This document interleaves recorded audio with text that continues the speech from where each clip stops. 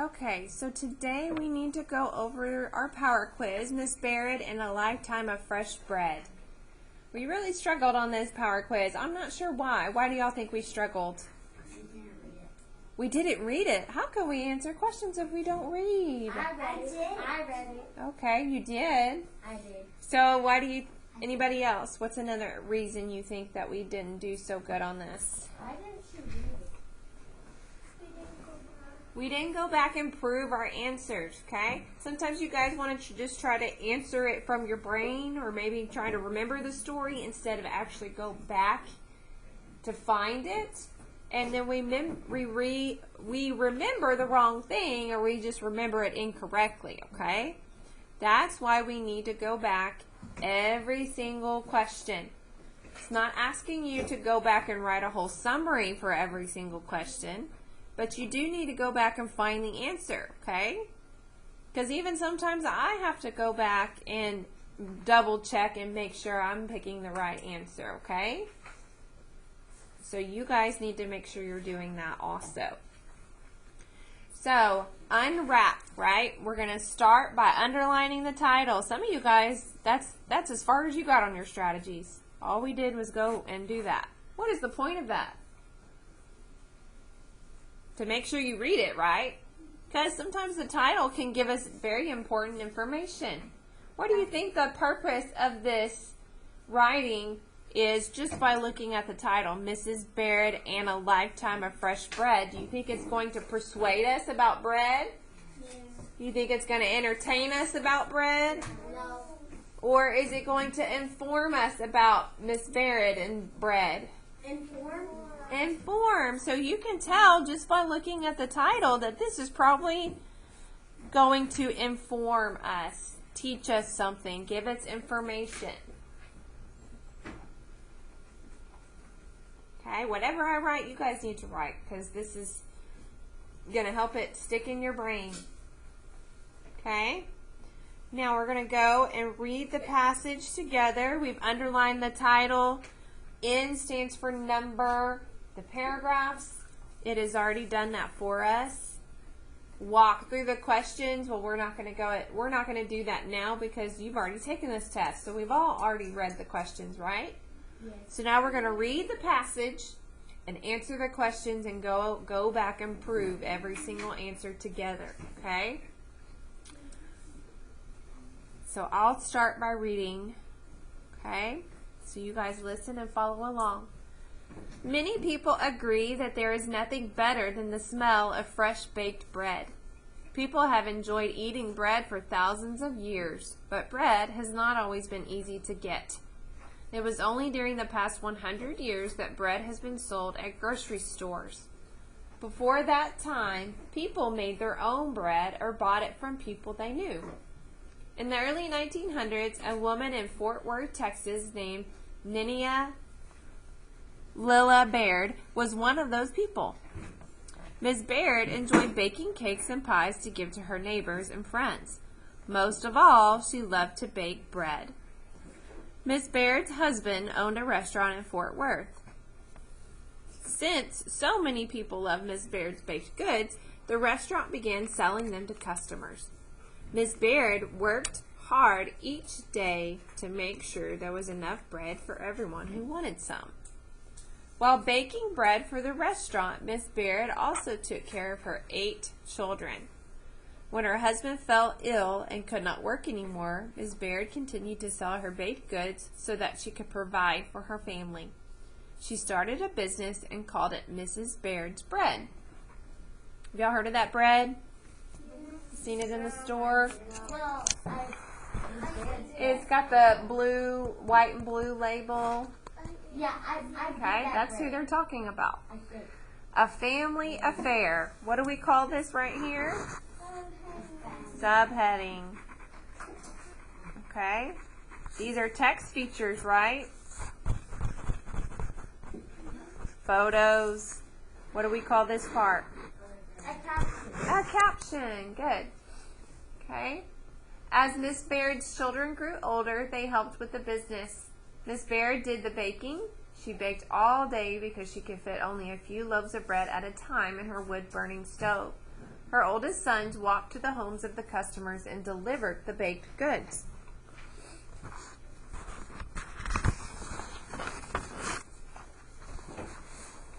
Soon, Miss Baird's baked goods were so popular that her sons needed a faster way to deliver them. They began to use their bicycles. Even more people ordered from Miss Baird. She had to find a way to bake more products at one time. Another subheading, expanding the business. In 1915, Miss Baird purchased a used oven from a hotel. The oven cost $75, but Mrs. Baird was able to pay only $25 in cash.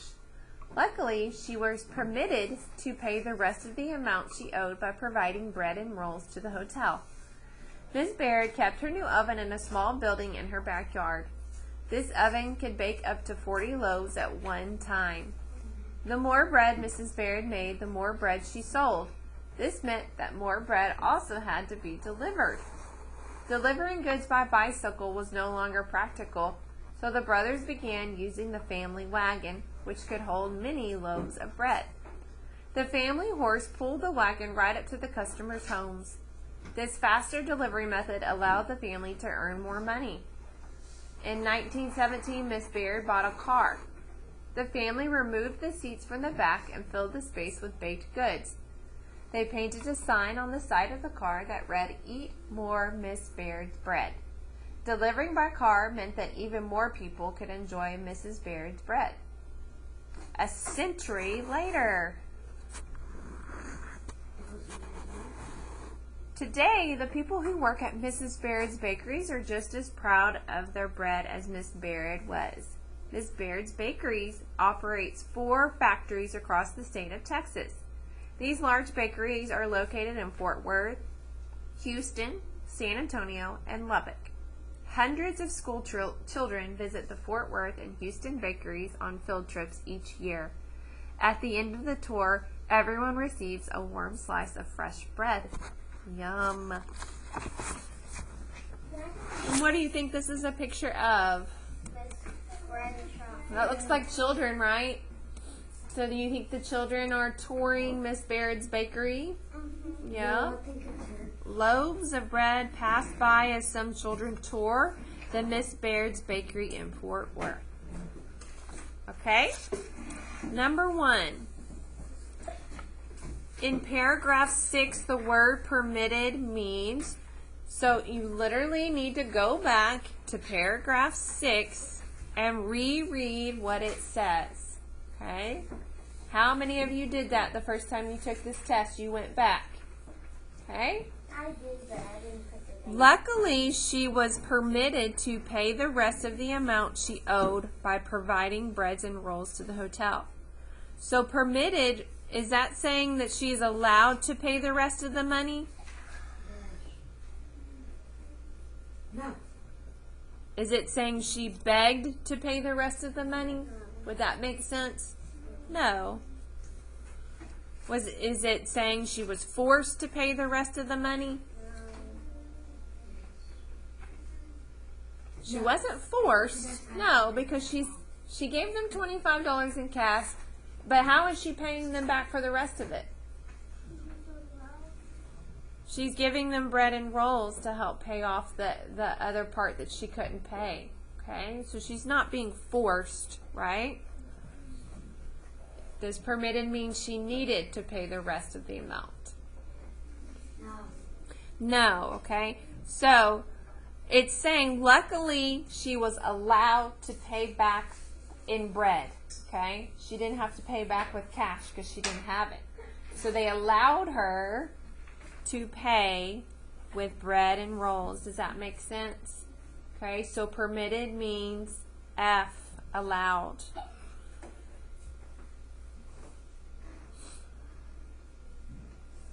Okay? Make sure you go back. Okay, number 2. Read this dictionary entry. Sign, noun, a movement that shows a thought or command.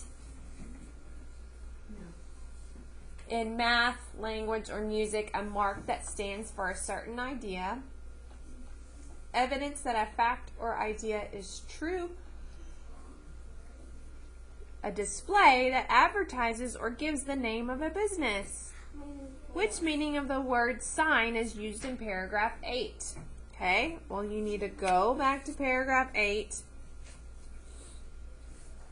Right here it says they painted a sign on the side of the car that read, "Eat more Miss Baird's bread." So what does the word mean in that paragraph? Are they advertising their business with a sign?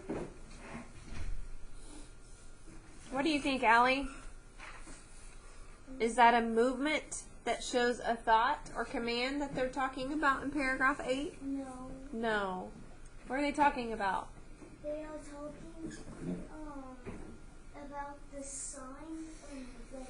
So which meaning would be the best? 1, 2, 3, or 4? I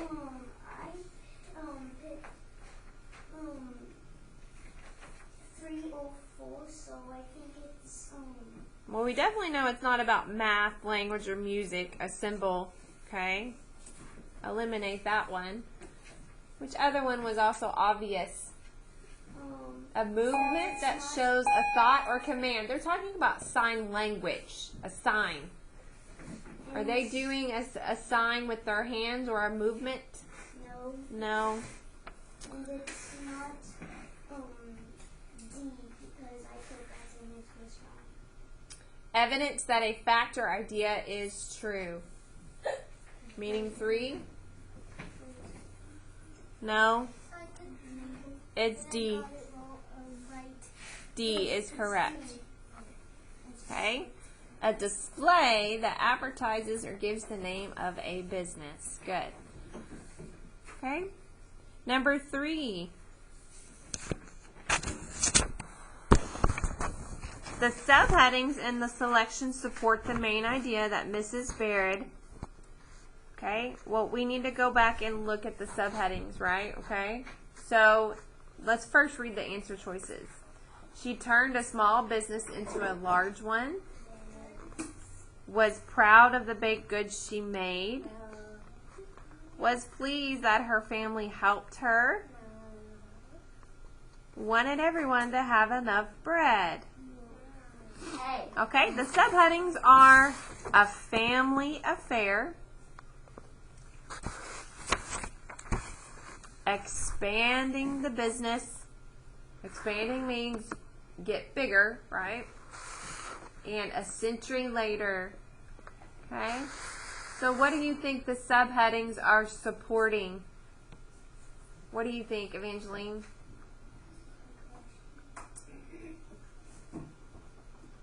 Which answer choice? Did they turn a small business into a large one? Was proud, was pleased, or wanted everyone to have enough bread? F. Good. The main one that shows you that is this one. Okay? Their business started off small and then it had to get bigger. This one even supports that because she had to have her family help her because the business was getting bigger and bigger, right? A lot of people wanted her bread. Her sons had to be in charge of doing what with the bread? Delivering. Good. Okay, number 4.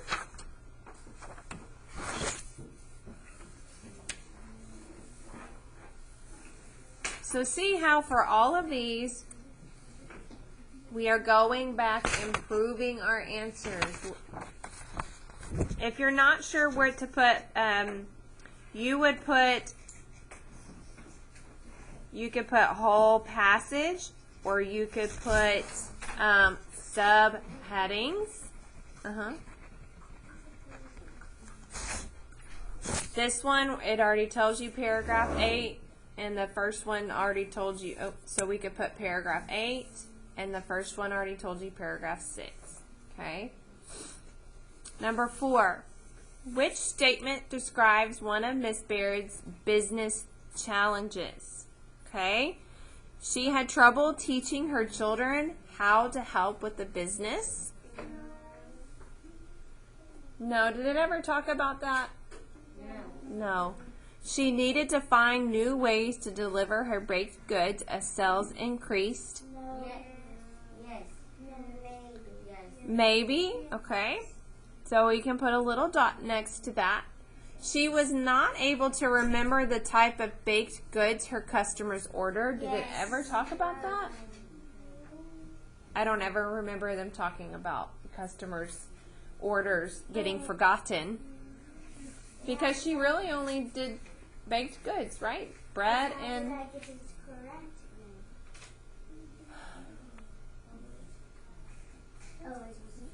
Yeah, Allie, you can get with me when you start to pay attention to what we're on. She was not able to make enough money to purchase supplies. No. She did have issues purchasing supplies, though, but how was she able to pay back? In bread and rolls, okay? So this is possible. But it's not it. So let's go back and see which one. We think G or J. She needed to find new ways to deliver. G. Okay, so it says her oldest son walked to the homes. Paragraph 4. Paragraph 5. Soon Miss Baird's baked goods were so popular that her sons needed a faster way to deliver them. Is that talking about what we just read in answer choice G? Yes. She needed to find new ways to deliver her baked goods as sales increased? Yes. Right here. So paragraph 5. Her baked goods were so popular that they needed a faster way to deliver them, so they began to use their bicycles. So for number 4, you should have put paragraph 5, and G was the correct answer. How many of you got that one right? Okay, good. Number 5. One likely reason Mrs. Baird became a successful business owner is that A, her business allowed her to spend time with her children. She did not want people to have to make their own bread. No. She did not want to work in a restaurant like her husband. No. Her business involved something that she enjoyed doing. Yes. Okay, so where can we prove that? Her business involved something she enjoyed doing. Where did it talk about that? The very first paragraph, right? Most of all, she loved to bake bread. If you're going to start a business, it's important that you enjoy what you do, right? Because it's hard work. You got to be able to stick with it.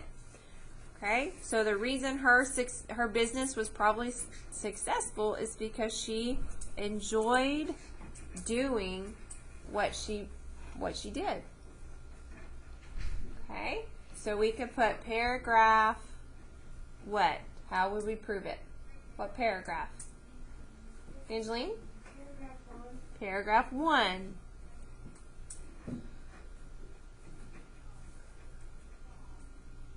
Okay.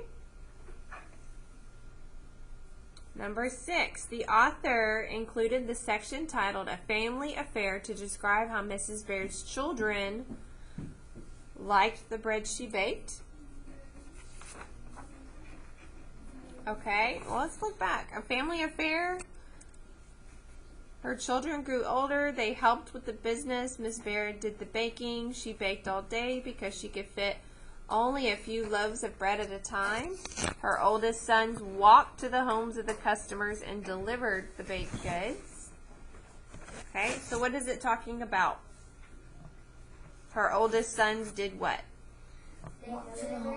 They're delivering, okay? At the beginning, they're walking, but then eventually they start to use their bicycles, okay? So this whole section is talking about what? F, liked the bread she baked? About the children liking the bread she baked? The children helped her in the bread business? Yes. Okay. And this is paragraph 4. Learned how to bake bread? No. No, they didn't do that. Encouraged people to buy her bread? No. They helped her in the bread business by delivering, right? Yes. Did we get that one right? Yes. Pretty easy, right? There is no way we should miss that one if we go back and reread that short little paragraph. I didn't read it. I read it. Okay, number 7. How did Mrs. Baird begin selling baked goods? Begin. Okay, so we're talking about the very beginning. So where do you think we might find proof for this question? In the beginning. So we're going to go to the beginning and see how she began selling. Did she go to work for a bakery? No. Yeah. No. She agreed to bake rolls for a hotel? Yes. Okay, that was later on in the story, but that's why we go back and check. Because see, you remember reading about a hotel, right? So it's trying to trick you. That didn't happen in the beginning, though, so you've got to go back and reread. Her neighbors paid her for her bread? No. No. Her husband sold them in his restaurant. Yes. Okay, so let's go back and make sure. In the very beginning, right here is where it talks about it, right? Most of all, she loved to bake bread. Miss Baird's husband owned a restaurant in Fort Worth. Since so many people loved Miss Baird's baked goods, the restaurant began selling them to customers. Miss Baird worked hard each day to make sure there was enough bread for everyone who wanted some. While baking bread for the restaurant, Miss Baird also took care of her 8 children. Okay? So paragraph 2 tells us how she got started, and it was what? It was her husband started selling them. Good. D. Her husband sold them in his restaurant. And then got very ill. So this could have easily tricked you if you didn't go back, because I remember hotel. I probably would have picked that if I didn't go back and take my time. Okay? Number 8.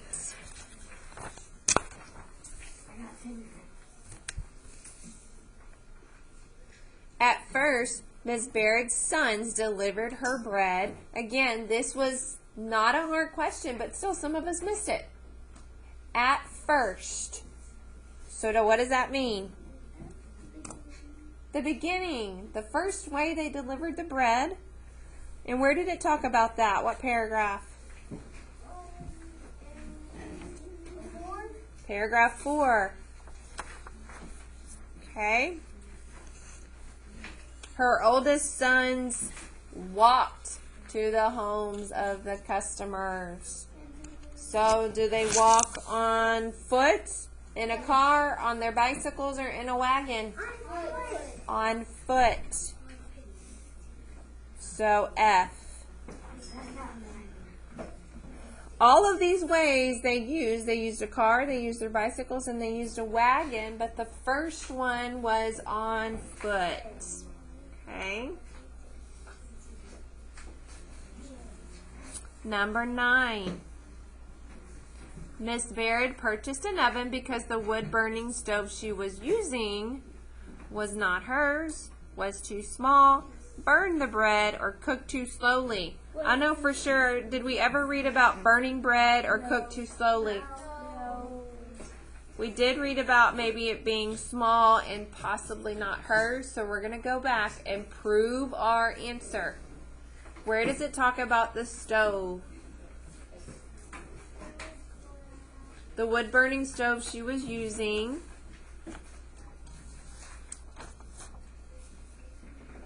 Did y'all find it?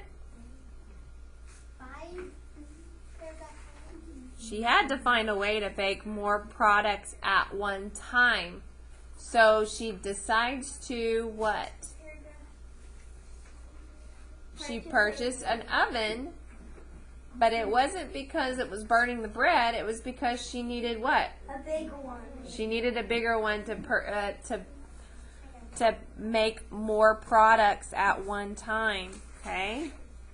So it's kind of paragraph 5 and 6.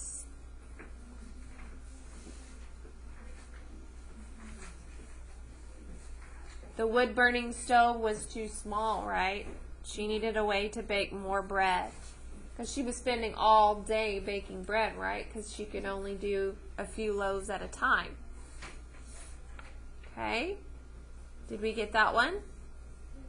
It's easy when you go back, right? Number 10, what is the theme of the selection? We haven't really talked about theme, but you still should have been able to get this one just by looking at the answer choices. Is this whole passage kind of revolving around hard work often leads to success? Yes. Yes. Okay. The whole point of it was probably to try to tell us that hard work often leads to success. Was it trying to tell us that some people work more than others? Yeah. No. Kind of, maybe. Okay. Popular items often change through the years. Did the bread ever change through the years? No. It was popular because it was good and she didn't have to change it. No one knows what to expect in the future. No, I mean, that has nothing to do with what the overall theme of the passage was. It talks about how she was raising 8 children. She had to work hard to pay off that oven, baking bread for people. So it wasn't really trying to teach you that no one knows what to expect in the future. But the best answer choice would be what? A. Very good. I got that too. So this is one that you would probably put whole passage.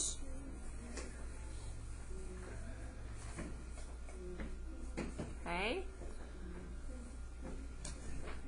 So that was it for Miss Baird's. Now we're going to read this. Okay, the story behind the crunch. So let's put unwrap out to the side. Underline the title, the story behind the crunch. You think that's going to inform us again? Yeah. Probably. It's going to talk about the story behind whatever the crunch is. And we can kind of tell it's about potato chips. Okay? So titles can help us know the author's purpose. And tell us what the story might be about. And tell you what the story is about. That's the whole reason we underline it, to read it and try to figure out what the story is about before we start. Okay, so we did the U. We don't need a number. We don't need to walk through the questions today because you guys have already done it. So now we're going to read, answer, and prove. Let's put a big star next to prove because that's the one we need to work on. Right, children? Yeah. Kelsey, I'm guessing you're raising your hand because you want to read? Okay, you're going to have to come sit back here.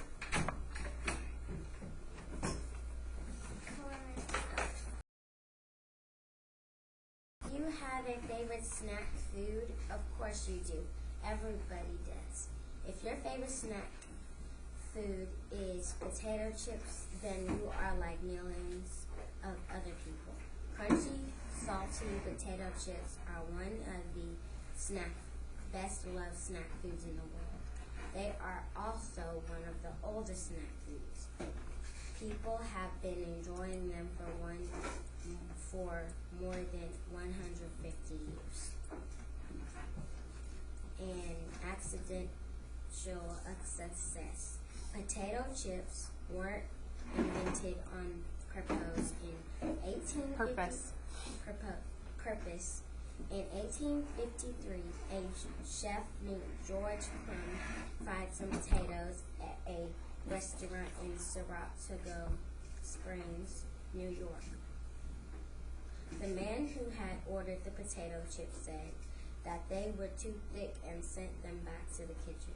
Crumb made another batch. This time he sliced the potatoes thinner. He sent them out again, but the man still complained. After the fried potatoes were returned a second time, Crumb became angry. He wanted to teach dissatisfied man a lesson. This time Crumb sliced the potatoes as thin as he could get them. The slices looked as thin as a sheet of paper. When the potato pieces were fried, they became so crispy that Crumb thought the man would never be able to pick them up with his fork. But the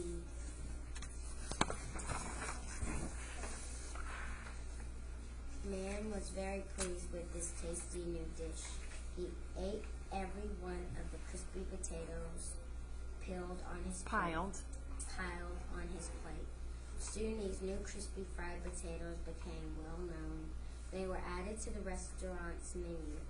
People referred to them as Saratoga chips. Saratoga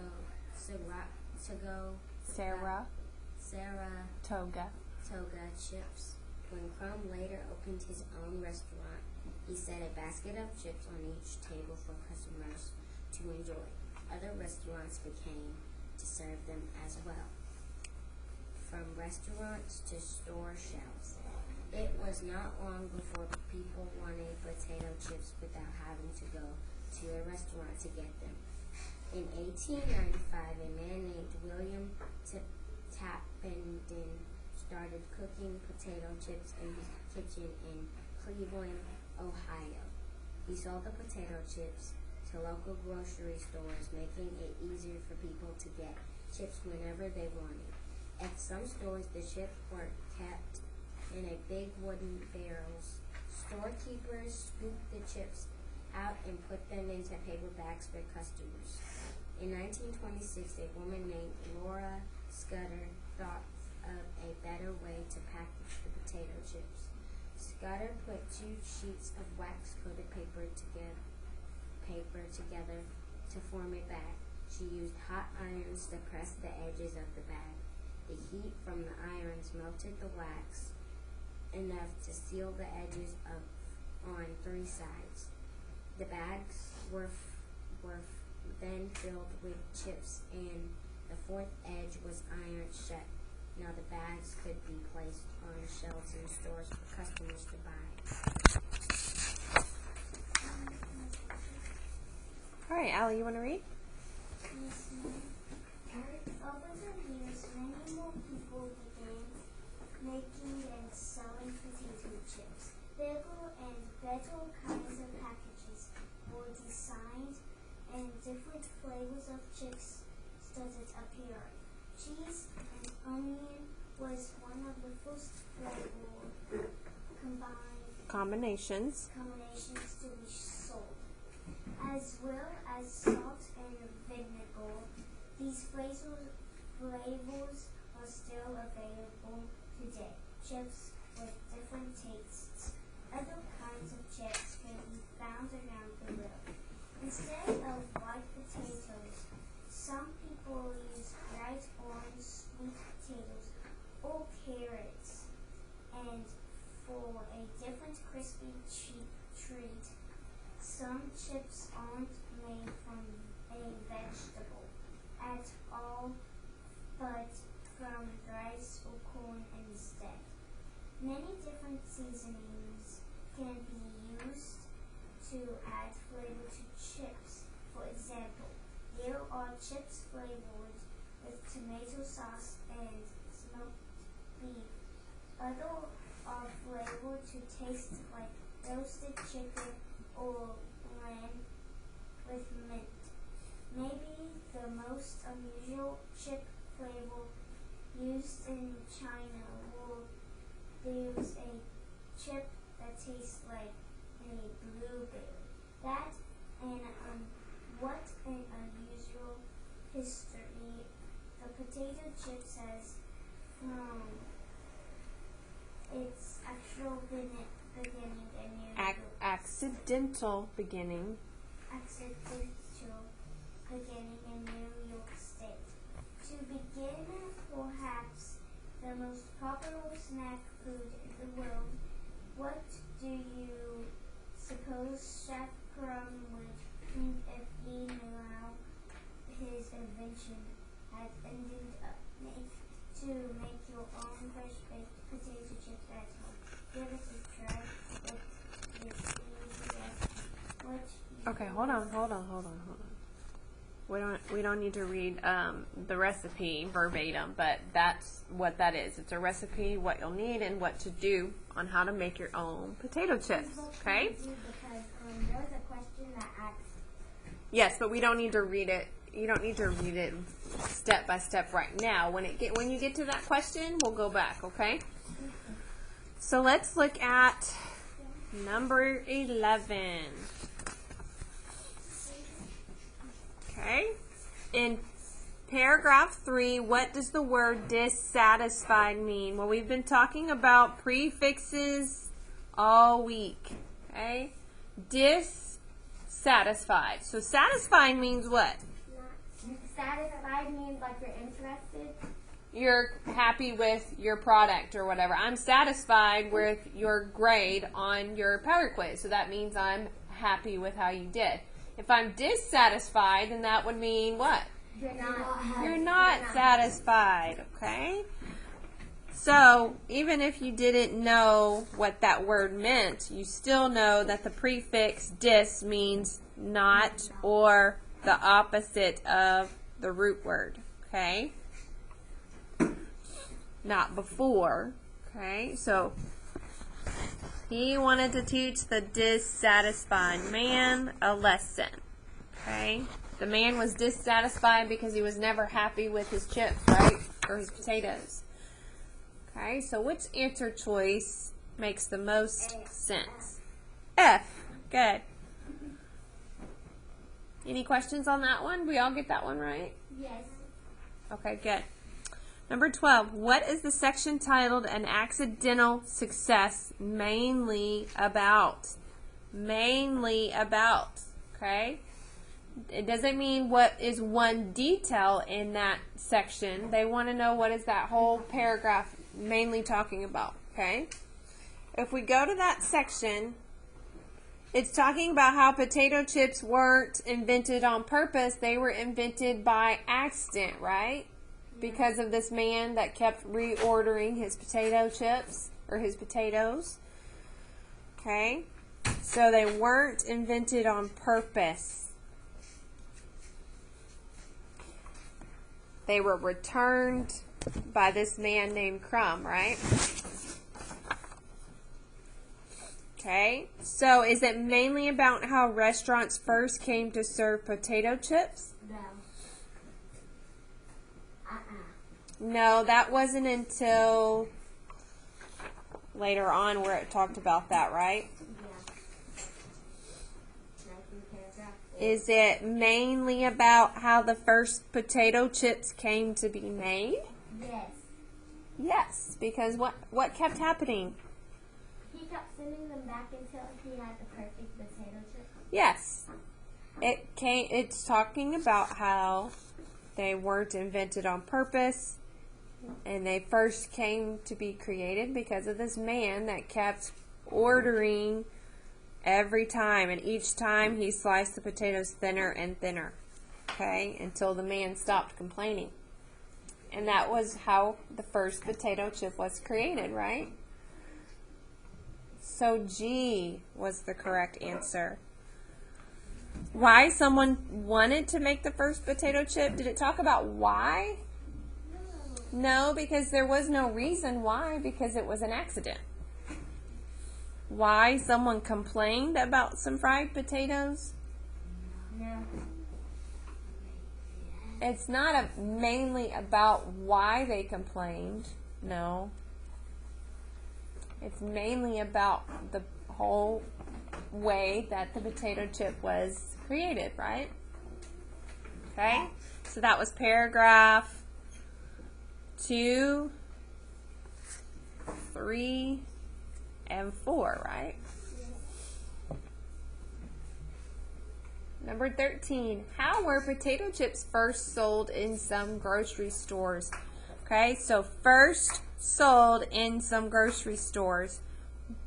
In baskets that sat on tables? No. No, because the baskets that sat on tables were not in the grocery store. Where were they? They were in the restaurant. In the restaurant.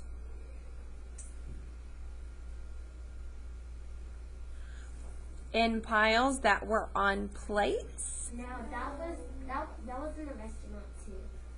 That was in the restaurant too. In wax-coated paper bags that were ironed shut? No. In paper bags that were filled from a barrel? Yes, that was in the shop. Okay, so both of the C and D are possible, right?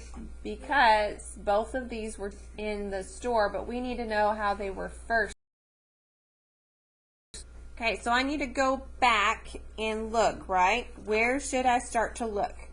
You should start to look in From restaurants to store shelves? Yeah. Yes, because we're talking about how they were first sold in the store.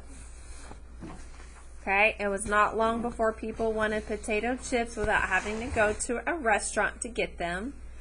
In 1895, a man named William Tappenden started cooking potato chips in his kitchen in Cleveland, Ohio. He sold the potato chips to local grocery stores, making it easier for people to get chips whenever they wanted. At some stores, the chips were kept in big wooden barrels. Okay. Storekeepers scooped the chips out and put them into paper bags for customers. Okay. So is this how they were first sold at stores? Yeah. Yes. So paragraph 5.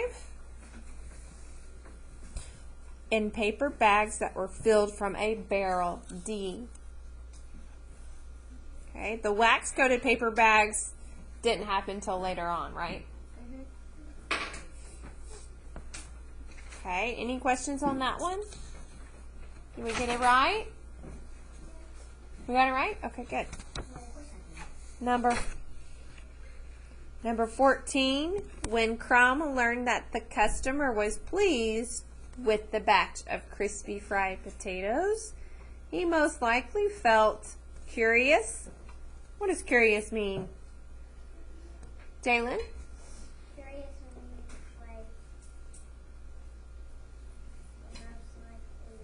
Like you have questions about it, right? Do you think he felt curious when somebody finally liked his potatoes? No. Do you think he felt thankful? Maybe. I mean, that's possible because he might be like, oh, thank goodness he finally liked it. Okay. Surprised? Yes. Okay, that's a good choice too. Bothered? No, when he finally liked him, he was probably relieved. Okay, so not bothered. So see how we automatically could eliminate 2, and we're narrowing it down to the middle 2.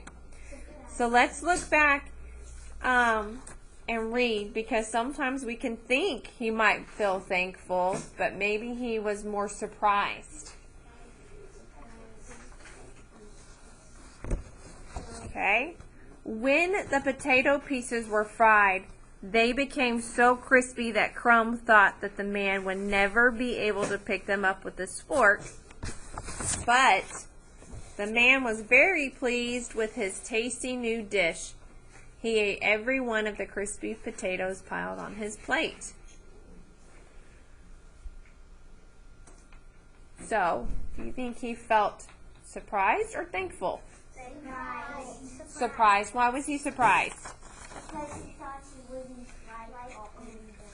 Very good. You kind of had to read more into it. It didn't come out and say he was surprised, but you can get the idea that he was, because he thought that the guy wasn't going to like them, right? Because they were so crispy. He thought the man would never be able to pick him up with his fork. So, C is correct. So be careful. Make sure you do go back and read, because we probably could have said thankful, but the best choice was C.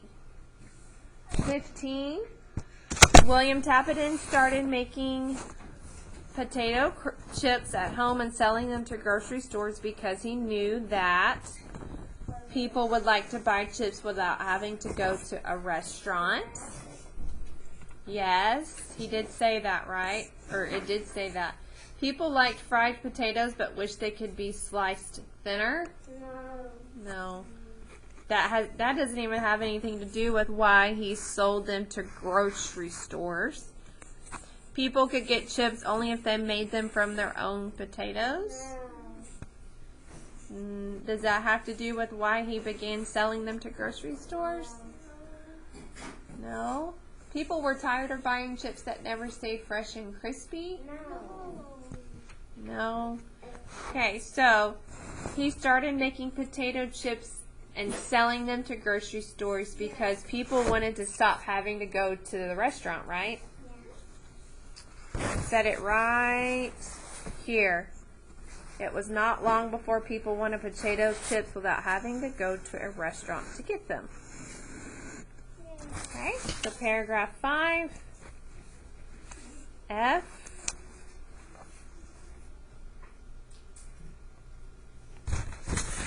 Okay, number 16. We are almost done. See how long it's taken us to answer all of these questions and go back and prove? And we've only done 2 of these passages. Tomorrow you're going to have to do 4. Okay? So, is it hard? No. When we're going through this together, y'all, does any question seem hard? Yes. No. A couple of them might be a little tricky, but nothing that we can't handle, right? So if you get it in your head, I need to go back. I need to go back on every single question. I will not get them wrong if I do that. Is it worth it to take a little bit longer to do that and get them all right? No. Yes. Because I don't want to not go back, get done quicker, and then make a bad grade. I want to take my time and get the best grade. Okay? So just keep that in mind. Which sentence from the selection best supports the idea that there have been many changes made to potato chips? It was not long before people wanted potato chips without having to go to a restaurant to get them. Okay, so let's think about what the question's asking us. Which sentence from the selection best supports the idea that there have been many changes? Okay, so does this kind of tell you that there were many changes by having them go to a restaurant to get them? No. Not really. It just says that they had to go to a restaurant to get them. It didn't talk about how they had to be changed. Over the years, many more people began making and selling potato chips. Okay, what do we think about that one? Maybe, okay. Bigger and better kinds of packages were designed and different flavors of chips started appearing. No. Well, are you going to have to change the potato chip if you start adding different flavors and designing different packages? Yes. Okay, so that's possible. What an unusual history the potato chip has, from its accidental beginning in New York State to being perhaps the most popular snack food in the world. No, that's not really describing how it's changed. It's kind of describing how it began. Okay, so think about what the question's asking. Many changes. So let's read these 2 again. Over the years, many more people began making and selling potato chips. No, not really. I mean, H is the better choice because it's talking about bigger and better kinds of packages were designed. So they're changing the packages over and over again. And they're changing the flavors many times. Okay? So H is correct.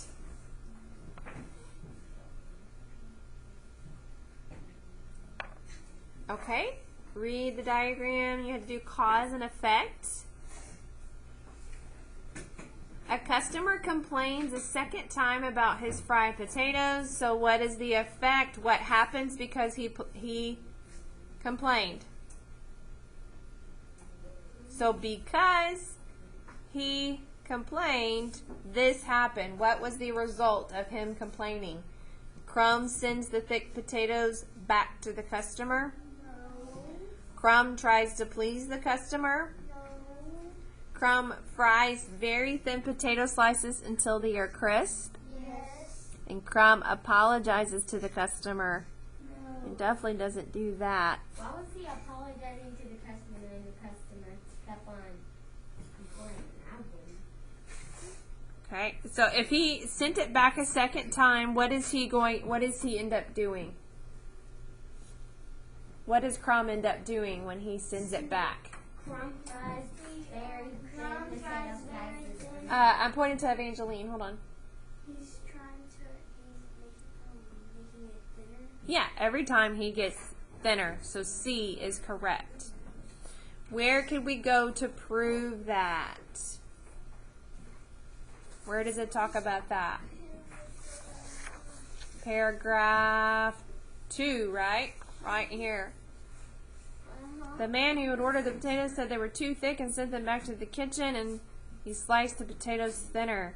He sent them out again, but the man still complained, and then they were returned a second time. So he keeps slicing the potatoes as thin as he could get them. So paragraph 3 and 2. Which of these is the best summary? Okay, we struggle with summaries. But if you remember to narrow it down to 2, you can usually come up with the best answer. Do we want a really long summary? No. No. Do we need a lot of details in a summary? No. No. So if it's too detailed and too long, then that's probably not going to be your answer, okay? So A, potato chips had an unusual start, but they soon became a well-known snack.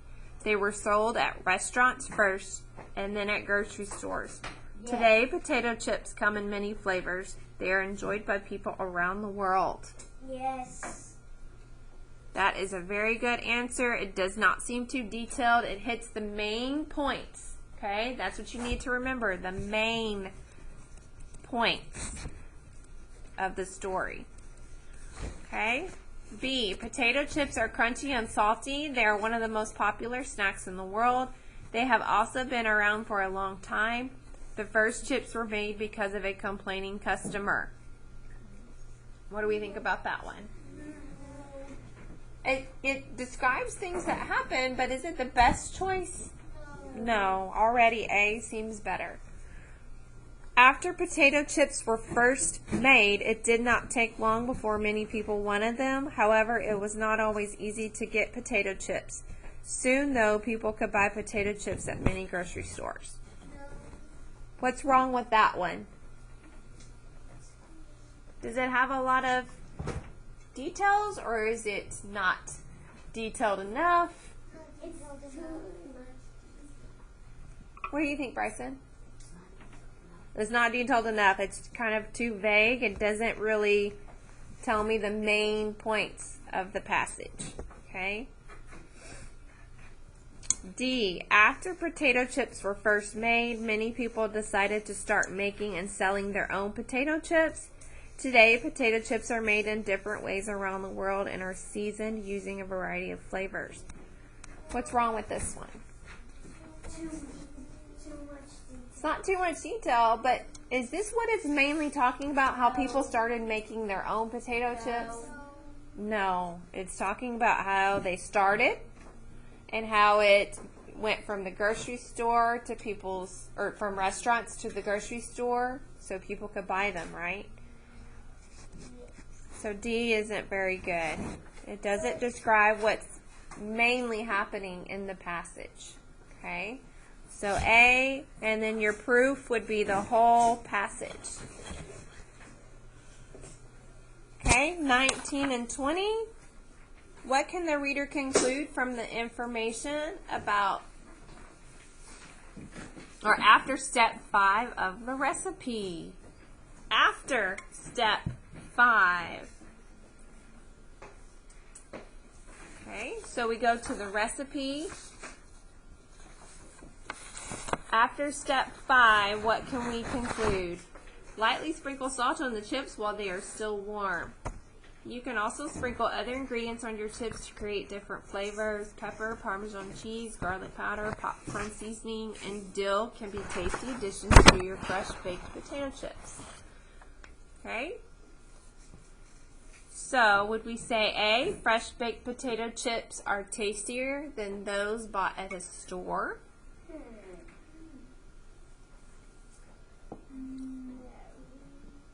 What can the reader conclude from the information after step 5? It's talking about how you can season it, right? Yes. Other ingredients on your chips to create different flavors. So is it saying fresh baked potato chips are tastier than those bought at a store? No, that's an opinion anyways. Okay? An adult is needed to add extra seasonings to the potato chips? No. Adding ingredients to the potato chips increases the baking time? No. Did it say you need to put it back in the oven and bake it longer? No. The taste of the potato chips can easily be changed? Yes. Yes. Okay, and then you would just put recipe or text feature. TF for text feature. And the last one, according to the directions in the recipe, which step requires assistance? Assistance means help. Okay. Which step did it say you are asking adults? Which one? Which step? Do you need help with rinsing potatoes? No. Do you need help cutting potatoes? Yes. Yes. So step 2, you need to ask an adult. So G, step 2. Okay? So again, we use the text feature for the recipe to prove our answer. Okay? So all of these, looking back now, did they feel like they were easier? Why do you think they felt easier that time? Well, one, you're reading it again, but what else made it easier? Going back and proving your answers. So take your time and do that tomorrow, okay?